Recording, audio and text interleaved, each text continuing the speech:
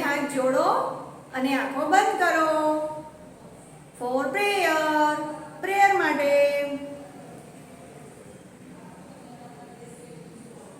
ઓમ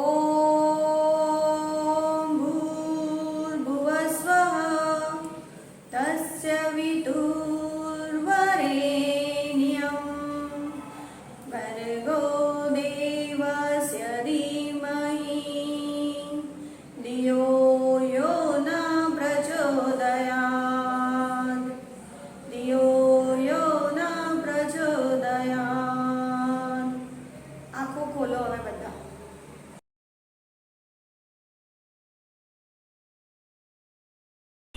વંદે માતરમ વિદ્યાર્થી મિત્રો આજે આપણે તલવારથી લઈને નળ સુધી વ્યંજન શીખીશું બરાબર અને તેના પછી આપણે એક્સરસાઇઝ કરીશું તો ચાલો શરૂ કરીએ આ કયો વ્યંજન છે અને શું કહેવાય ત આ કયો વ્યંજન છે ત તલવારનો ત તબલાનો ત ખબર પડી કઈ રીતે બોલવાનું તલવાનો ત તબલાનો ત જો આ જો તલવારનો ત છે તેની શરૂઆત કયા વ્યંજનથી થાય છે તો ત થી થાય છે અને આને શું કહેવાય તબલા તેની શરૂઆત કયા વ્યંજનથી થાય છે પ્રથમ અક્ષર કયો છે પહેલો અક્ષર ત બરાબર હવે આપણે એને લખતા શીખીએ તો પહેલા તમારે શું કરવાનું આમ ઊભી લીટી કરી દેવાની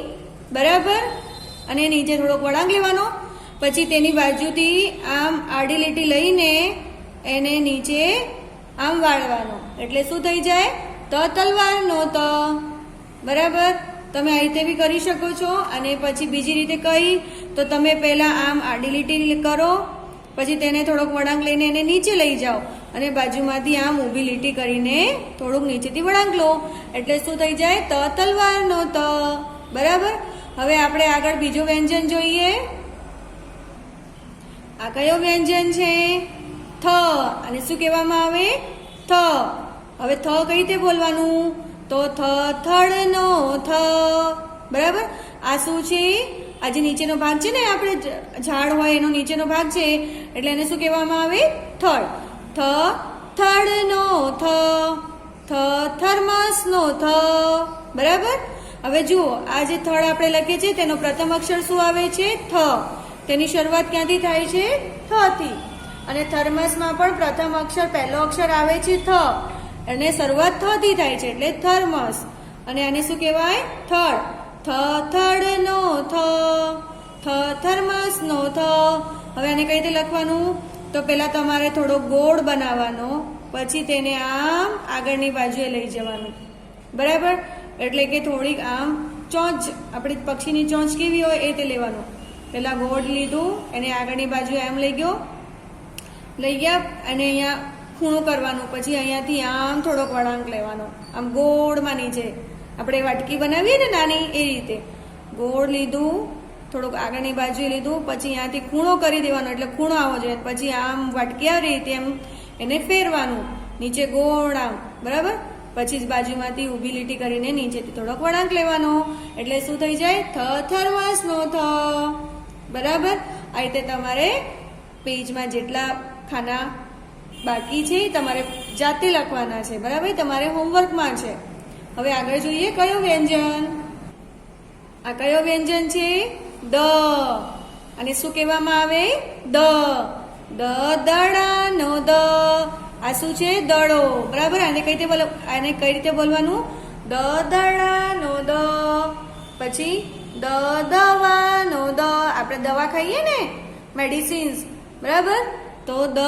દવાનો દ જો હવે આપણે દડો લખીએ એટલે એની શરૂઆત એનો પ્રથમ અક્ષર પહેલો અક્ષર શું આવે દ બરાબર અને દવામાં પણ પહેલો અક્ષર શું આવે દ બરાબર હવે આને કઈ રીતે બોલવાનું તમારે દડાનો દવાનો દ અને આને આપણે કઈ રીતે લખીશું તો તમને અંગ્રેજીમાં આવી રીતે 3 લખતા આવડે કે નહીં તો તેને તમારે ઊંધું ફેરવી દેવાનો આવી રીતે એટલે શું થઈ જાય દડાનો દ ખબર પડી અંગ્રેજીમાં આપણે 3 લખીએ ને, ઇંગ્લિશમાં 1 2 3 3 આ રીતે લખીએ કે નહીં, તો હવે એને આપણે ઊંધું ફેરવી દેવાનું આમ, એટલે શું થઈ જાય?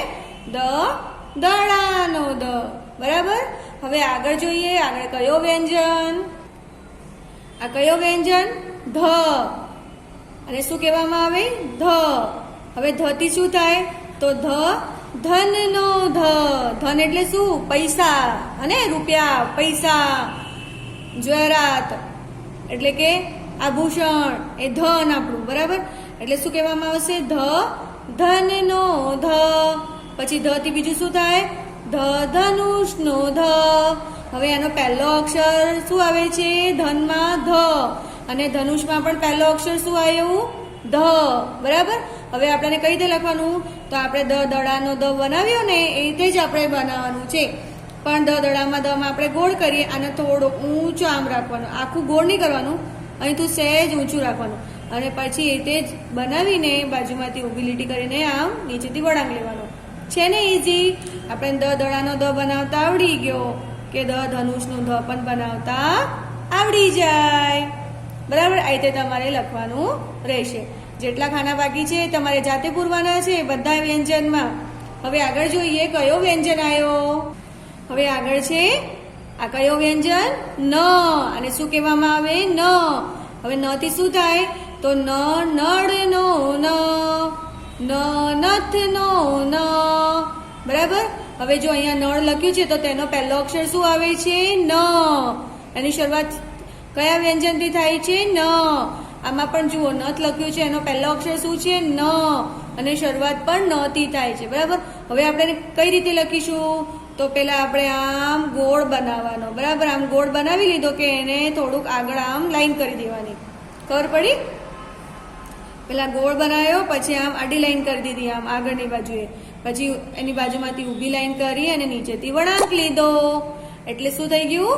નળનો ન. બરાબર. આ રીતે તમારે જેટલા પાનામાં જેટલા ખાના બાકી છે નળના, એ તમારે જાતે કરવાના છે. હવે આપણે આગળ સ્વાધ્યાય કરીશું. સ્વાધ્યાય, એક્સરસાઇઝ, જ્ઞાન ગમ્મત. પહેલો, ચિત્રનો પહેલો અક્ષર લખી તેમાં રંગ પૂરો. અહીંયા તમને ચિત્ર દેખાય છે ને? ઓકે. તેમાં તમારે પહેલો અક્ષર લખવાનો છે અને તેમાં રંગ પૂરવાનો છે. Colour the pictures and write the first letter of their names. आपको ये जो पिक्चर्स दिख रहे हैं उसका फर्स्ट लेटर लिखना है, यानी प्रथम व्यंजन में प्रथम अक्षर क्या आ रहा है वो लिखना है, उसकी शुरुआत कहाँ से होती है और उसमें कलर करना है. तो ये वाला पिक्चर किसका है? तरबूज. तो तरबूज तरबूज नो त, यानी शुरुआत क्या થાય છે? त. फर्स्ट लेटर क्या है? त. तो आपको यहाँ इस तरह से त लिखना है, और तरबूज में ग्रीन कलर होता है ना बाहर से, और उसमें आप ग्रीन कलर करोगे. वैसे ही आगे है द. ये क्या दिख रहा है आपको? बॉल, है ना? इसको गुजराती में बोलते हैं दड़ा. तो दड़ा नो द. तो प्रथम अक्षर क्या आ गया इसका? द. पहलो अक्षर શું આવ્યો? द. तो તમારે અહીંયા द લખવાનું છે. और बॉल में तो कोई से भी कलर होते हैं, रंग बिरंगी भी होती है, तो आपको वो कलर करना है. फिर थर्मस में भी आपको क्या करना है? रंग बिरंगी कलर होते हैं, तो आप वही कलर करोगे. और इसको हम क्या बोलते हैं? कौन सा चित्र है ये? थर्मस का है. तो इसकी शुरुआत किससे होती है? थ से. थर्मस नो थ. तो यहाँ पे आपको थ लिखना है. फिर આગળ આ કયો ચિત્ર છે? નળ. બરાબર. અને શું કહેવાય? નળ. તો નળનો ન. અને નળ બોલીએ એટલે પહેલો અક્ષર શું આવ્યો? ન. તો તમારે અહીંયા ન લખવાનું છે અને આમાં કલર પૂરવાનો છે. પછી આગળ છે આ કયો ચિત્ર દેખાય છે? બાણ. હવે આનો પહેલો અક્ષર તો ણ થી નથી થતો, કાયમ કે ણ છે એ કાયમ અક્ષરની અંતે આવે છે, એની ણ થી કોઈ અક્ષરનો શરૂઆત થતો નથી. બરાબર. તો અહીંયા આપણે એને શું કહીએ? બાણ. તો બાણનો અણ. તો અહીંયા તમારે અણ લખવાનો છે. બરાબર. પછી આગળ છે આ કઈ ચિત્ર છે? તો કયો ચિત્ર દેખાય છે તમને? છત્રી. તો છત્રીની શરૂઆત ક્યાંથી થઈ? છ થી. છત્રીનો છ. તો તમારે અહીંયા આવી રીતે છ લખવાનું છે અને છત્રીમાં કલર પૂરવાનો છે. પછી આગળ કયું ચિત્ર છે? આ તો કે કમળ. કમળની શરૂઆત ક્યાંથી થાય? ક બોલીએ કમળ. કમળનો ક. તો એનો પહેલો અક્ષર શું આવ્યો? ક. તો તમારે અહીંયા ક લખવાનો છે અને કમળમાં રંગ પૂરવાનો છે. પછી આ કયો ચિત્ર છે? તો કે ઘર. હવે ઘરનો પહેલો અક્ષર શું આવી ગયો? ઘ. તો ઘરનો ઘ. તો તમારે અહીંયા ઘ લખવાનું છે અને આ ઘરમાં તમારે કલર પૂરવાનો છે. પછી એની આગળ જુઓ કયો વ્યંજન, આ કયું ચિત્ર છે? તો કે ધનુષ. ધનુષની શરૂઆત ક્યાંથી થઈ? ધ થી. બરાબર. તો ધનુષનો ધ. તમારે અહીંયા ધ લખવાનું છે અને ધનુષમાં કલર પૂરવાનો છે. પછી આગળ જુઓ, આગળ કયો ચિત્ર આવ્યો? તો કે ચમચી. ચમચીનો ચ. પહેલો અક્ષર આવે છે ચ. તો અહીંયા તમારે ચ લખવાનું છે અને ચમચીમાં રંગ પૂરવાનું છે. આ કયું ચિત્ર છે આગળ? તો કે જબલાનો જ. હવે જબલા બોલીએ એટલે પહેલો અક્ષર કયો આવે? તો કે જ. તો તમારે અહીંયા જ લખવાનું છે અને જબલામાં કલર પૂરવાનો છે. પછી આગળ જુઓ, આગળ શું છે? આ ખટારો. હવે ખટારો બોલીએ તો શરૂઆત ક્યાંથી થાય? પ્રથમ અક્ષર કયો આવ્યો? પહેલો અક્ષર ખ. તો તમારે અહીંયા ખ લખવાનો છે અને ખટારામાં કલર પૂરવાનો છે. બરાબર. હવે આગળ જોઈએ. બીજો, ઓળખો, વાંચો અને યોગ્ય ઉચ્ચારણ કરો. Read and pronounce correctly by identifying. બરાબર. તમારે આ જેટલા પણ વ્યંજન છે ને એ ઓળખતા આવડવા જોઈએ બેટા, તો તમને આગળ શબ્દ લખવામાં તકલીફ નહીં પડે. બરાબર. એટલે તમારે આ જે વ્યંજન છે જે એ તમારે ઓળખવાના છે અને પછી તેનો યોગ્ય ઉચ્ચારણ કરવાનો છે. તો પહેલો વ્યંજન કયો છે? ક. પછી બીજો ખ, ગ, ઘ. આગળ કયો વ્યંજન આવ્યો? આ ચ. એના પછી કયો વ્યંજન છે? આ છ, જ, ઝ, ટ, ઠ, ડ, ઢ, અણ, ત, થ, દ, ધ ને છેલ્લે ન. બરાબર. એટલે આ તમારે સિક્વેન્સમાં લખેલું છે, પણ જો આગળ પાછળ પણ લખેલા હોય તો તમને લખતા આવડવા જોઈએ અને એની ઓળખાણ પણ કરતા આવડવી જોઈએ. બરાબર. એટલે ઘરે તમારે જેટલું થાય એટલું પ્રેક્ટિસ કરવાનું. પછી આગળ પ્રશ્ન છે 3, खाली जगह पूरो, फिलिंग द ब्लैंक्स. હવે અહીંયા તમારે फिलिंग द ब्लैंक्स करवानी है. यहाँ पे आपको जो फिलिंग द ब्लैंक्स है वो कंप्लीट करनी है. खाली जगह પૂરની ખાલી જગ્યા પૂરવાની છે. હવે અહીંયા ક થી શરૂઆત કરી છે તો ક પછી કયો આવે? ખખટારાનો ખ. ખખટારો પછી ગણપતિનો ગ. તો એમ તમારે બોલતું જવાનું છે અને એના પછી જે વ્યંજન આવે તમારે એના નીચે નીચે નીચે નીચે લખતું જવાનું છે. બરાબર. ખખટારા પછી ગણપતિનો ગ લખવાનો છે. પછી ઘરનો ઘ આવે એટલે એ લખવાનો. એના પછી ચકલીનો ચ આવે એ લખવાનો. પછી છત્રીનો છ, જહાજનો છ, જબલાનો છ, ટપાલીનો ટ.